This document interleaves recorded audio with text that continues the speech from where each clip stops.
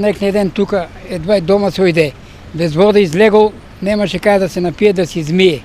Ова е една од повеќето приказни што ги иницираа комуналците да ги активираат 15 јавни чешми во градот. Еве овде на градскиот плоштад, кај Безистенот, кај ректоратот, односно кај Домот на културата. Потоа имаме јавни чешми во јавните објекти, стариот и новиот пазар, во населбите Автокоманда, Сењак, на пешачката патека и на неколку други локации.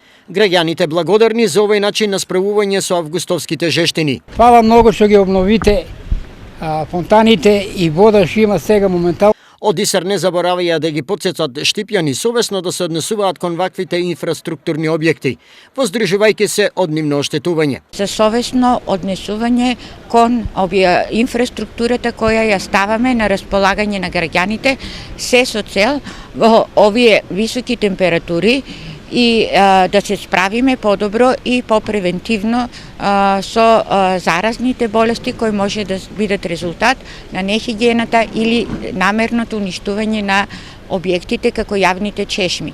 Токму за тоа граѓаните со предлог. Ригорозни казни за несовесните кои од ним познати причини го уништуваат она што е за општо добро. Последен пример за ваков вандализам се оштетувањето на јавните чешми во населбата Блок 70, популарната Леваци и во строгиот центар на Штип.